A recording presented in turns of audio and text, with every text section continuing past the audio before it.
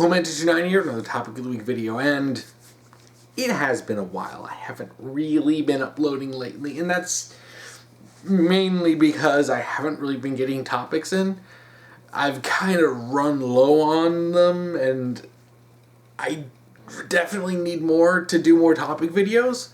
So I would really appreciate it if people could submit more topics, whether it's, commenting below on YouTube, or if it's on Tumblr, sending me an ask, with the topic, or by joining my Discord server, which it's linked down below, and going to the topic submissions channel and submitting the topic there. It would really be appreciated.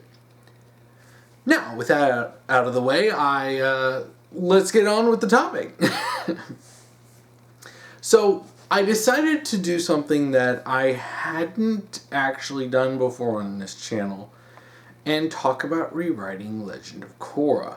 Now, I've been asked this numerous times over the years, and I've actually gotten a few topics about this, and the reason why I had never done a video on this wasn't because I really lacked for ideas. I've had plenty of ideas. I've proposed numerous different, concepts for how you could have redone Legend of Korra. My problem with actually doing a video on this actually comes from the fact that I had never, settled down on any one particular way to do it. Because there's so much potential when it comes to Legend of Korra. You could take it in 100 different directions, and they could all be good. And the more I thought about it, the more I was thinking, well, there are a bunch of different ways you could do it. You could do what I would feel is probably the most simple one, and do book one as the miniseries, as the 12 episode season, and that's it. That's the Legend of Korra. You could do that. Or you could expand it out to a full season, give it 20 episodes. And actually make the story a bit more expansive. Then there's also the question of, well, do you do multiple seasons? Do you just do one more season? Do you do the 4 seasons like it actually had? Do you keep one consistent villain? Do you, say, keep Amon for a villain? Do you introduce another type of villain? Do you build everything up from the beginning, or do you keep it segmented like the show? I mean, that's not really the ideal way, but it's another way it could have been done, and being well written, it could have worked. So you're seeing the problem that I've had here is that whenever I've done a video like this, oftentimes I already have ideas of how I would want to do something. Usually I already have this stuff written down, so it's very easy to put together, a video, or at the very least just talk about it, because I've already had all of those ideas planned out. This one is actually a little bit different, because I don't even really have any specific ideas that I really love. Even my Resident Evil rewrite videos, I had ideas and concepts of what I really wanted to do with it. I didn't have any specific stories all written out, but I already had the concepts in mind. But with this, I thought I'd tackle this by giving one of these possible ideas. I mean, I could make a dozen videos on this, different ways to write Legend of Korra. And I may get back, if I get more of these topics on rewriting Legend of Korra, I may do these and try to do something different every time. Kind of a monumental task, but I thought that might be interesting when it comes to rewriting stuff. So, with that preamble done, with that out of the way, this week's topic was submitted by The Real Wise Wolf on my Discord, and his topic is, if you could, how would you write Korra? What would you change and what will you keep? So, I figured for this one, I would do the most simple one. Let's just take Legend of Korra, put out of our minds all of the context. Let's just do book 1, and keeping it to 12 episodes. Now, something I like to do with rewriting stuff is put challenges on myself. They're usually restrictions that, are in some ways mimic what was going on with the writers at when they were making it. So my idea here is, let's take those ideas from Legend of Korra. Let's take the same amount of time, and then just try to do it a little bit better. Okay, scratch that. A lot better. Because this really does need a lot of improvement. So, in terms of the concepts, the basic ideas, Legend of Korra is actually pretty solid in Book 1. Book 1's the only season that actually has a lot of these ideas down. The closest you get to actually good ideas really is in Book 4 when you have Kuvira, who of course was ruined because it's Legend of Korra. But with Book 1, the starting point, you have Korra. She shows a significant talent, very, very young. And the White Lotus take her and they put her in a compound. They build a compound to train her, protect her, and teach her stuff. Alright, that's fine. This is stuff that was a misinterpretation of what Aang wanted. Aang wanted them to protect the next Avatar. Which makes sense, especially when you know what happened with him, and all the crap that went down, and the world ended up spiraling into a 100-year war. Yeah, it's understandable why Aang would want him to be protected. But with Aang gone, they ended up taking it in a unfortunate direction. This leaves Korra very physically strong, very talented, but she's naive and kind of self-centered. That's fine. This is described as the antithesis of Aang, and that's actually a very interesting way to go about this. So instead of starting with air, she needs to learn air, but she's got such a earthbender personality that she just does not get airbending. Alright, this is interesting. Even a lot of the first episode, minor changes would be made here and there. I certainly wouldn't do something as insulting as teasing, learning about what happened with, Zuko's mom, which aged pretty frickin' poorly once we got that stupid comic The Search that came in and trashed Ursa's character, but that's not, we're putting that out. We're ignoring that. You start off that setup, and even the first few episodes really aren't that bad. A few details here and there would be changed. The idea that lightning generation has become commonplace enough to where they run factories off of it, that's questionable. I'd probably put a pin in that and think about that for a bit, just because, yeah, even if more people know about lightning generation and lightning redirection and stuff, I think it, even if it's something that goes beyond, the Fire Nation royal family, which, okay, it would eventually, I think it would probably be best to still keep this a rather exclusive skill. Like the whole thing of the gang leader of the Triple Threats being able to lightning generate. Alright, that's something that I think is fine. Okay, he's a powerful mob boss. Alright, that's fine. Was it Lightning Bolt Zolt? I don't remember some of the names of those characters. It's been a while since I've watched Book 1. But, okay, that's fine. Even Amon's introduction with him, beating Lightning Bolt Zolt and, stripping of his bending powers. It's interesting. And you keep a lot of similar stuff, like with Asami. The one thing that I would change, though, is I'm fine with Korra having a crush on Mako. And I want to make this clear. It's okay that this naive, sheltered girl who comes to the city and meets this good-looking bad boy kind of guy and, has a crush on him, that's fine. In fact, that's not even the problem. The problem is how the characters acted and treated each other, which was piss poorly and very poorly written. But this should not be a driving force with Korra's character. It really shouldn't be. You keep a lot of that main stuff. Even Mako and Asami dating, that was fine. But I also would probably want to have Korra meet Asami before, Asami and Mako start dating. I would like there to at least be some kind of friendship between them, even if Korra, to a degree, starts resenting Asami a bit or being jealous that she's dating Mako. That's fine. Korra's in the stages where she has significant character flaws, and the point is that she develops from this. So the idea would be that she grows up. And you could even kills me, is you could even keep that scene, in the, later in episode 7 when Korra tells Mako to go to Asami. That can just be your part where you just end that kind of love triangle drama, just because to show that, Korra has developed. But I'm getting a little bit ahead of myself. So you keep the whole stuff with her going into probe ending. But the key component with probe ending is doing something useful with it. For example, what the show did, and again, this is like, the show would do something smart, and then it would completely piss on it immediately afterwards.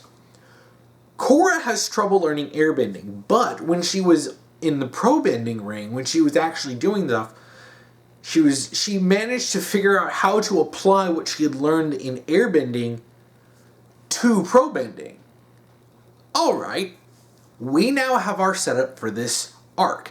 Make the first half of the show the probe bending arc.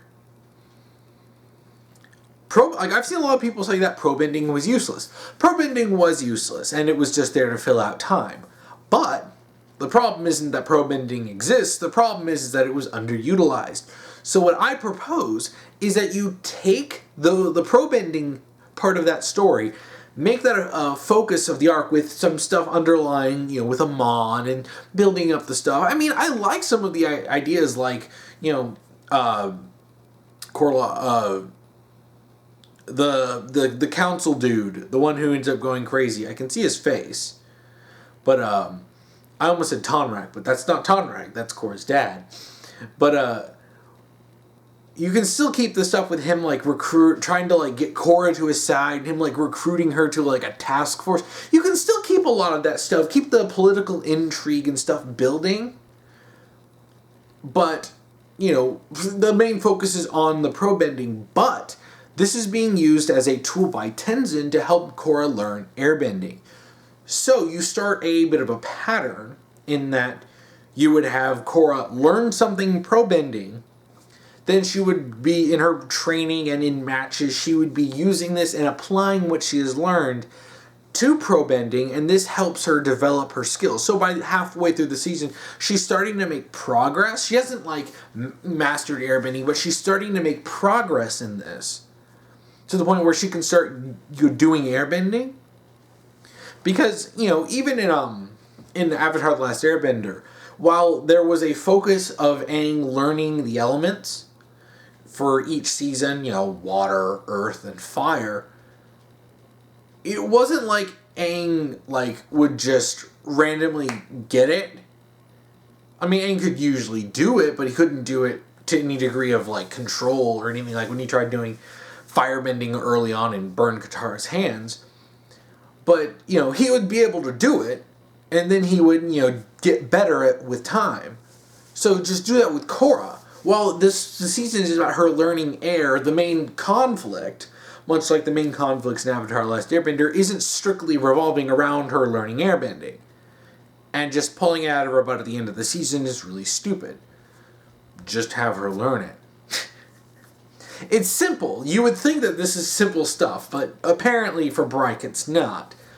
So Korra is learning airbending, and she's doing better. They're going through with the on their way to the championships in probe ending, while the stuff with Amon is going on. And I specifically want to point out that for episode 5, taking out all the stupid love triangle drama, all of that, just get rid of it. Just take it and push it somewhere else. We don't need it in the show.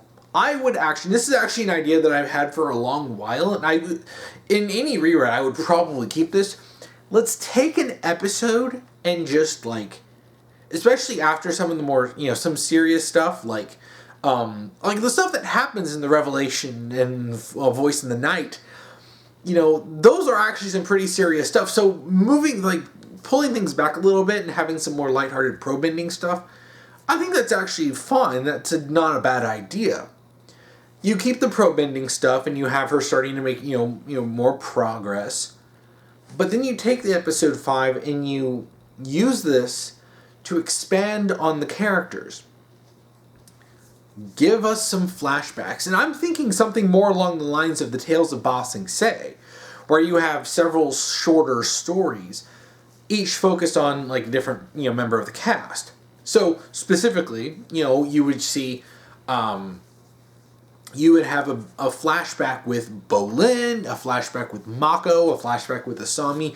You would get more about their characters. You would see more of, Mako and Bolin's parents. You would see Asami and her mother and her, father when they, years ago before her mom died. You would get a little bit more about their characters.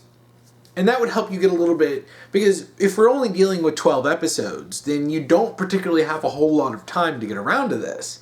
So let's take the time, let's move things back a little bit and focus a bit on the backstories.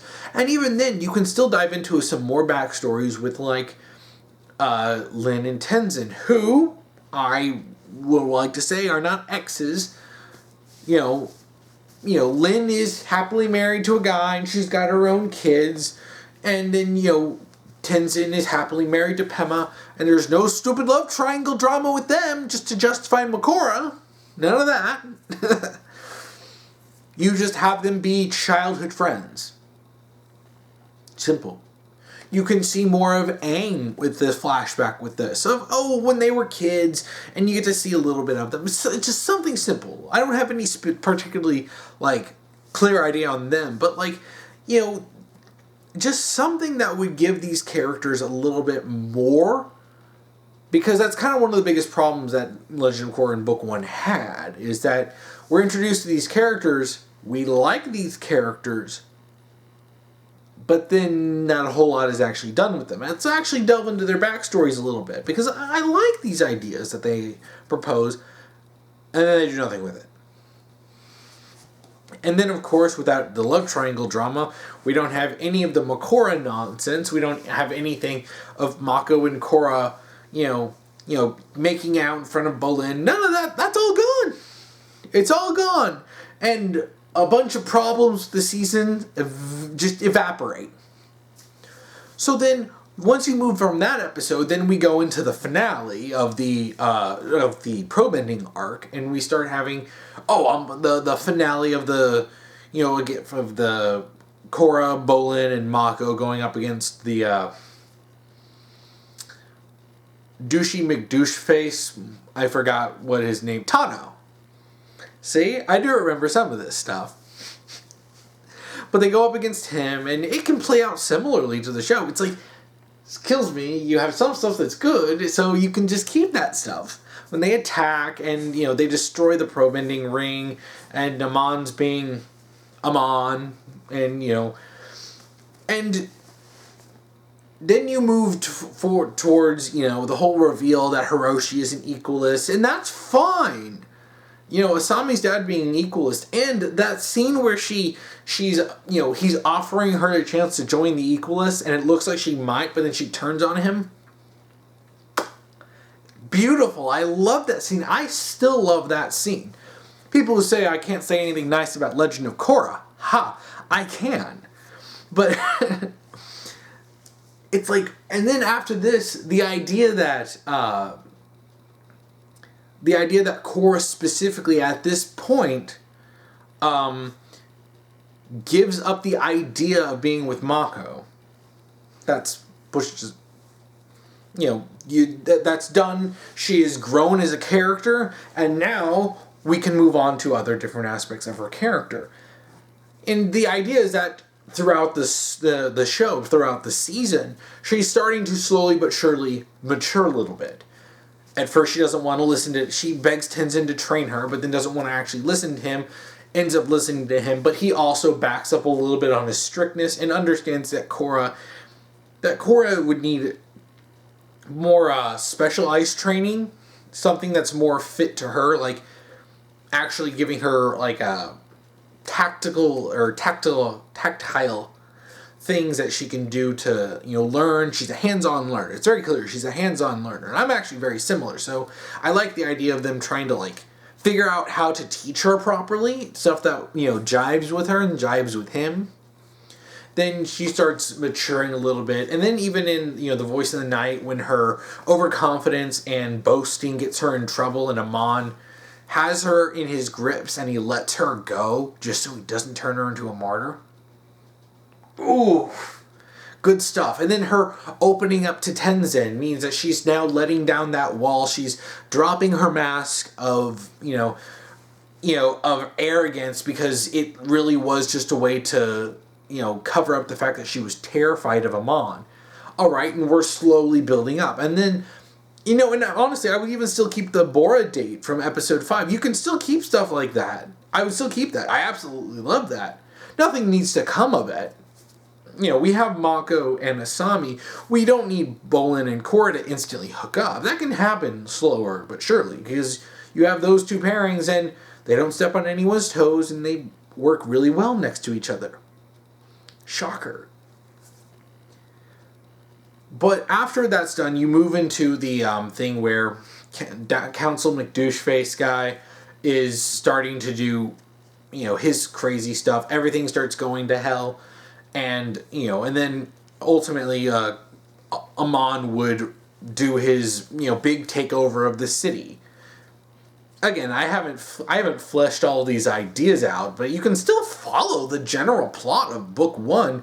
But but as you're running through it, you're constantly having to fix little pieces here and there, and that's kind of the thing. And even when Korra is taken, I honestly think this actually would have been a good point to actually deal with some of the gang members. What if we ran into someone from the Triple Threats or the Agni Kais or whatever, and one of them was looking for someone else that's part of their crew that got taken by the Equalists? Okay, now that's actually expanding a little bit. Like, okay, what has been going on with them since we saw Amon take down the leader of the Triple Threats? That's actually something to really think about, because that was something when I was watching the show. That was something I was wondering, what's going on with the gangs? Like, you introduce the triads, and it's like, and then they're just dropped. Like, let's just actually, like, okay, Amon is debending a lot of them. All right. Okay, that's nice and all, but what's going on with them? So having them, when they were looking for Korra, meet up with someone and have them, try to find someone else, and you could even express some, show this being sympathetic. Like, this person is genuinely and honestly trying to help their friend, and sure, they may be in one of the triads, but they're not like an evil person. So you could even see a bit of a different side to them, and maybe some of them have been scared witless by Amon, that they're actually chilling out and cleaning up their act a little bit. There's stuff you can do with this. And speaking of seeing a more sympathetic side, another important point, and this is actually something that could have tied in with the that episode where Korra is, on the task force. Let's see some more sympathetic sides to the Equalists, because they don't even try to show them as anything other than just like violent monsters outside of maybe Orochi Sato, but really it's the lieutenant at the end of the season that they're just like, hey, here's someone who you can kind of feel sorry for a little bit. Oh, okay. Because the show sets up that there is this discrimination with with non-benders. So the idea that there would be people ganging up together and fighting back against, the government and stuff over how they're treated, yeah, that's not entirely too much of a stretch. I don't particularly think that the Equalists is, that their existence is shocking. So let's just say they capture one or a few, and they're interrogating, and Korra is witnessing this interrogation, and you find out that this guy was, that something horrible had happened to him, and he was, he never got any help because, he was a non-bender. And he was facing this discrimination. So he felt like the only choice he had was to join the Equalists, because that was the only way that he could do anything, that he could get anything done. And then this could even make Korra go, shoot, are we on the right side? And you could have her butt heads with Lynn, who wants to keep order. Not that she wants to tear down non-benders, but she wants to keep order. She's hardcore about that. So you could have Korra starting to think about things as not being so black and white. So that in the end of the season, she actually has to address these problems and realize, I can't just punch this problem away. You can't punch discrimination away. That you actually have to work for this, and you could even leave that a bit open-ended at the end.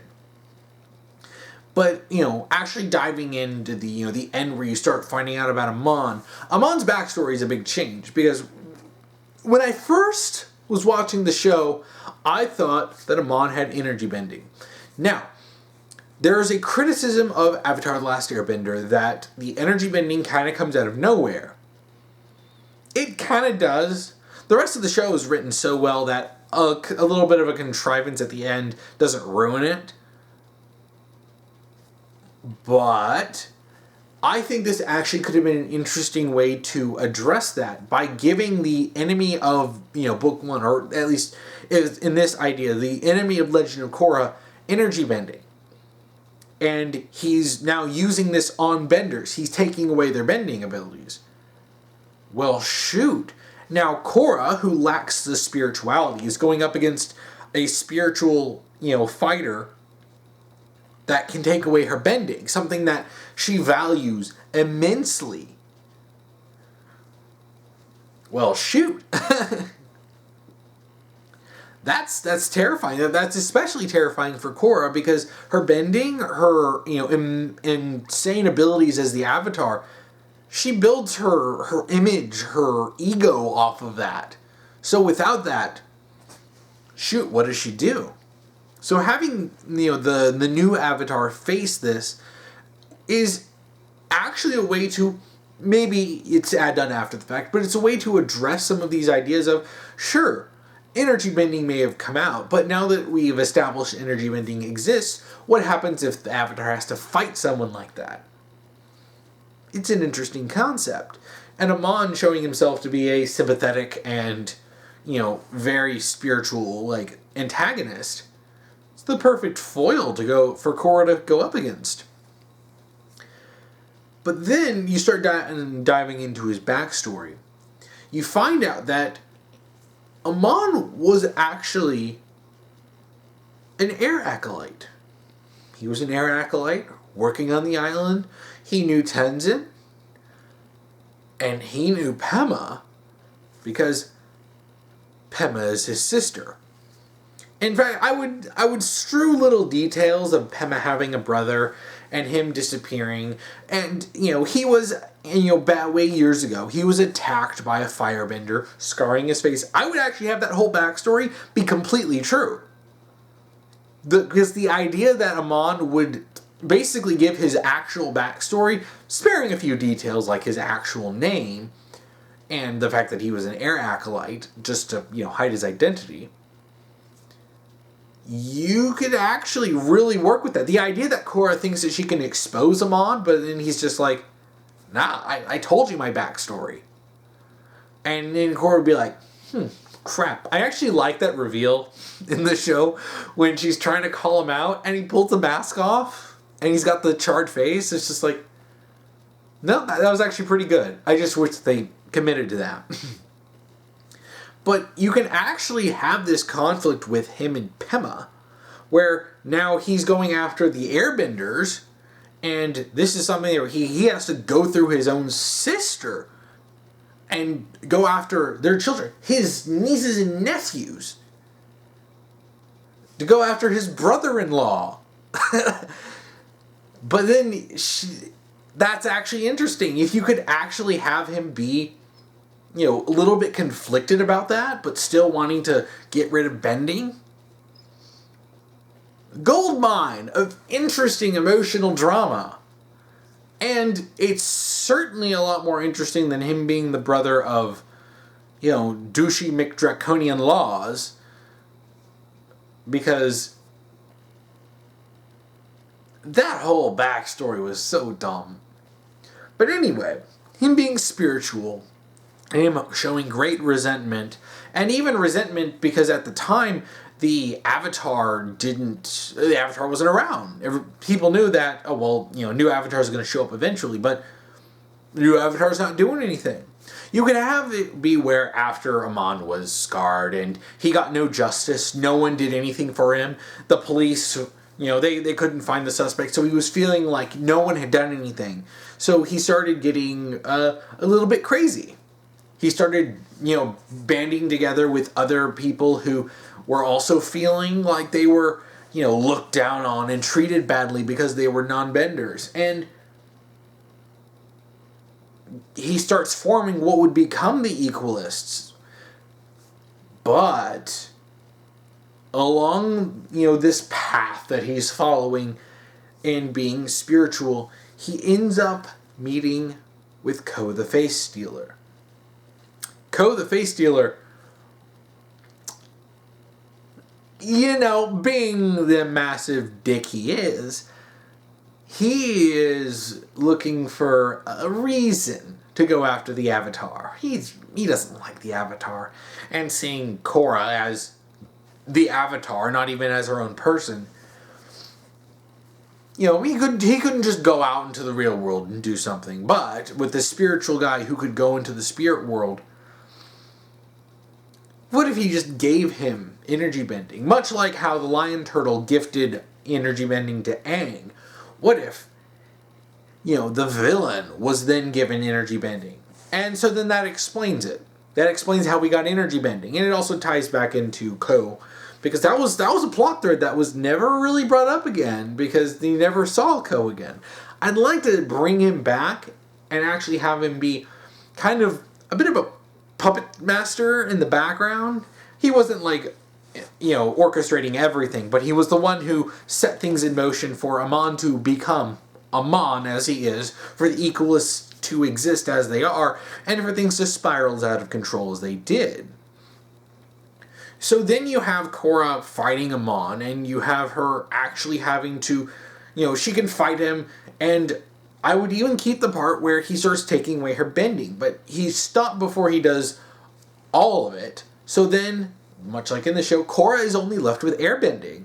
Now she's having to cope with only using the newest ability that she has. She's not experienced with anything else.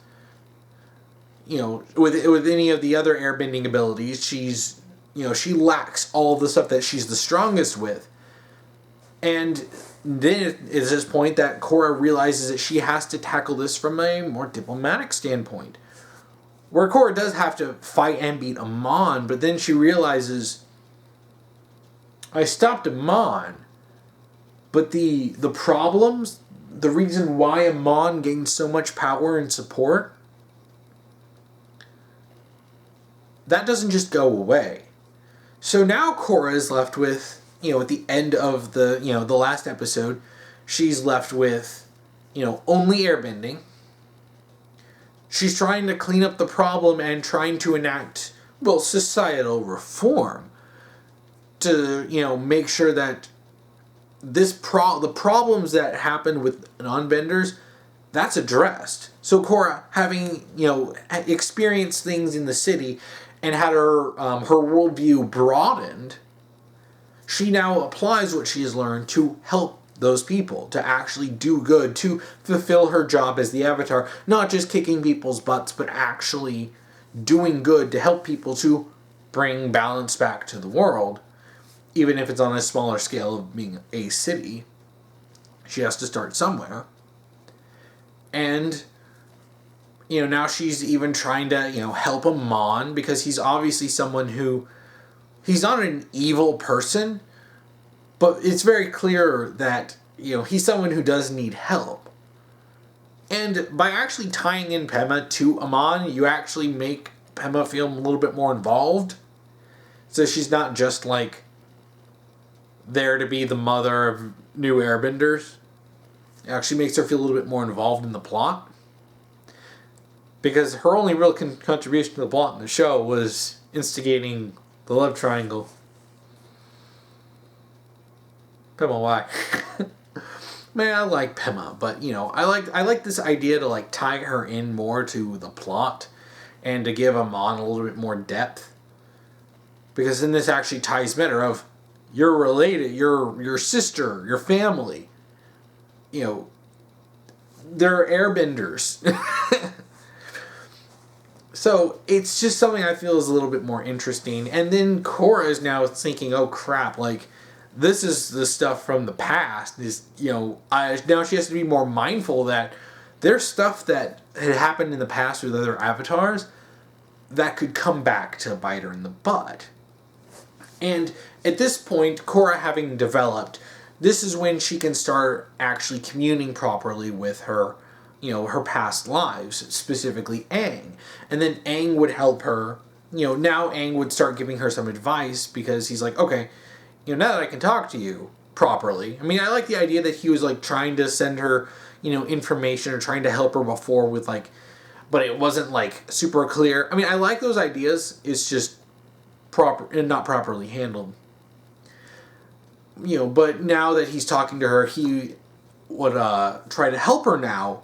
So you ended off with a bit of a bittersweet note that Korra is, there are people who had their bending stolen. And I'm even fine with something like happening to Lin. I mean, and then Korra now is going on a journey to, one, reconnect to her previous elements, and even have to, in a ways, relearn them. So it implies that she's going to have to go on a journey of more self-discovery and, to become more spiritual and even do training at different parts of the world to, relearn those abilities. Because, established that, she being the Avatar, she can still use them.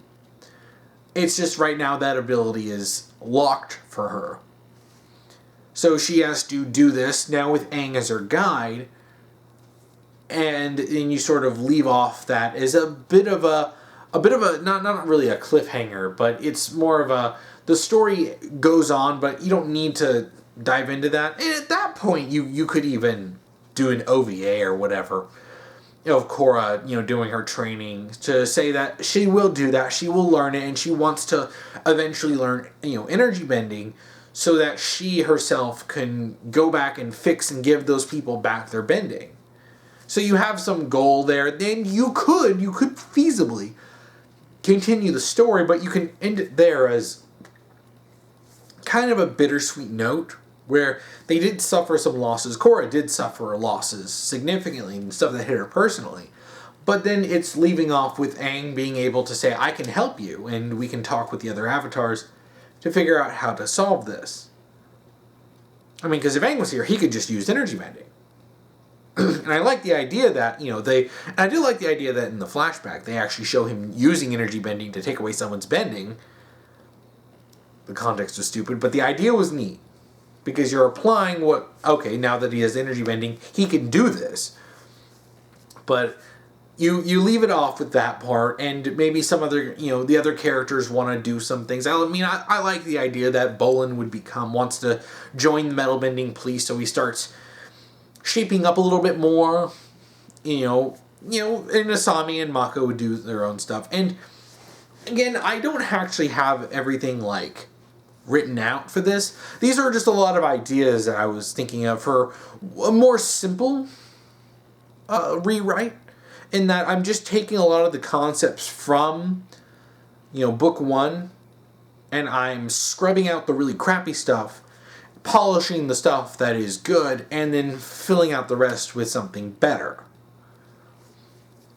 So I really think that's actually a pretty solid way to handle it, and it would, and taking away some of the really stupid stuff, I think we could have had a 1-season miniseries that's respectable to to add to the Avatar verse, and doesn't need to stomp all over everything just to prop up Korra and turn her into a Mary Sue. We don't need that. So yeah, I think that's about it for this topic. I'm thinking more of different ideas of how to do it, especially if I had to do all 4 seasons. I think that could be an interesting thing to tackle at some point. But maybe do that a little bit later at a different time. Well, that's it for this topic. If you want to submit a topic to me, you can either comment down below if you're on YouTube, if you're on Tumblr, send me an ask, put topic : then whatever topic you want me to talk about. Or you can join the Discord, which link down below, and go to the topic submissions channel and submit a topic there. Just be sure to follow the rules I'll be posting down below. If you want to watch last week's topic video, you can check that out here. If you want to watch next week's topic video, you can check that out here when I get that done. So what are your thoughts on this idea, on my ideas? And do you think that you have other ideas? Please comment below. And thank you for watching.